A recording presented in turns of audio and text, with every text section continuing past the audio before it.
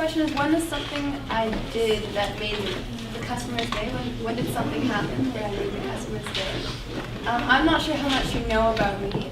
4 years ago, I was bartending in New Zealand. That was my interaction with the tourism and hospitality trade. I was telling Chris this story because something that I feel I must have done a good job with. I was in a very, very busy backpackers bar, so it was not really exactly a one-on-one talk to people. It was like a move, get drinks out kind of situation. But I had someone ask me my name, where I was from. They bought a couple drinks from me, and I guess I must have made an impression because the next day I had a bouquet of roses in the bar for me, for the bartender from Vancouver's, where he heard I was from. So I think I must have made his day if I had some flowers waiting for me. You want to travel? Maybe want to travel. Well, it's pretty broad. I think everybody has some level of a traveling bug in them. And at the time, my brother and sister were also traveling. My sister was in England, and my brother was actually in England as well.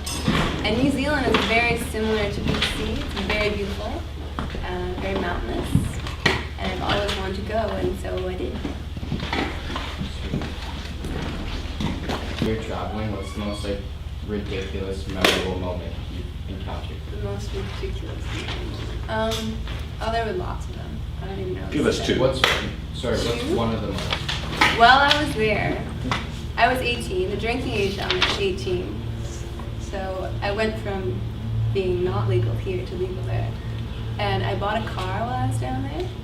And in New Zealand, they drive on the opposite side of the road. It's the same as in England. So I had a couple memorable moments learning the rules on the road.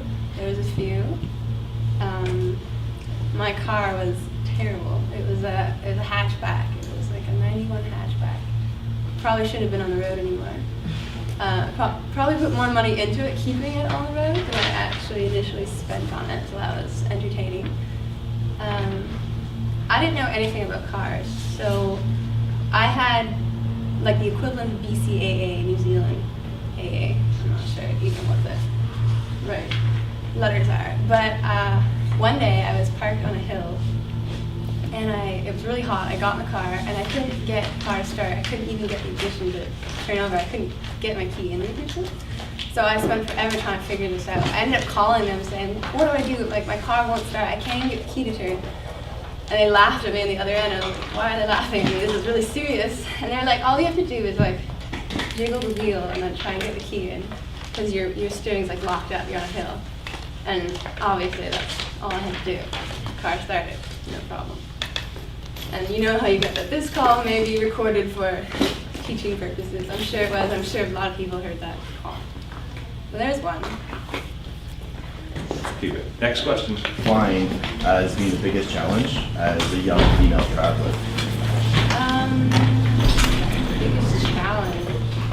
I'd say if anything, it's advantageous to be a single female traveler. A lot of doors are open for single female travelers. A lot of people are very friendly, willing to help. I found a lot of, everyone was friendly where I went, but I think if I'd gone with, like a boyfriend or another friend, my options would have been limited even. It was very advantageous, and New Zealand is a very safe place to travel. I never felt in danger in any way. I was very happy. Give an example of something you had to give up to travel and do what you wanted to do. Give up. Well, that's easy because at one point I was living in a hostel, which is about maybe this corner kind of here. It's about that large, the room I was in, and 8 people shared. There's 4 sets of bunk beds. So I guess privacy at one point would be about what I was giving up. In this tiny room with 7 other people. Is there any advantages to staying in the hospital? Actually, there was, because my hostel was right above my bar. So it was pretty easy to go from work home upstairs and back again. And you meet so many people. What I did, I stayed there for free because I did an hour of housekeeping each day. You just go into rooms and change sheets or scrub showers. And sometimes that was a hassle because on Halloween we have Smurf parties, so people would paint themselves blue and the showers would be blue and you'd be trying to scrub Smurf off the shower. So not always ideal, but it was fun. It was good. your goals? One of my goals. Well, when I initially left, I didn't know anyone in New Zealand. The plan was to get a car, a job, and a flat. And those were my 3 goals. And I achieved all of them, so I think I did pretty good for not knowing anyone in New Zealand. Worked out well. How long were you there for? I was in New Zealand from November to March, and then I was in Australia for a month. Oh wow. What was the coolest attraction you saw there? In New Zealand? Yeah. I don't know if you know about the earthquakes that have been going on in Oh, yeah. Christchurch, but they brought down a lot of the architecture, and there's this really cool square in Christchurch. It's like nothing I've seen before, with a massive like cathedral in the middle, and Oh, yeah. parts of it are That's down now. There's so Yeah. many old buildings down there, and it's so cool That's to go so through it. It's very cool. There's so many things in New Zealand that to see. Mm-hmm.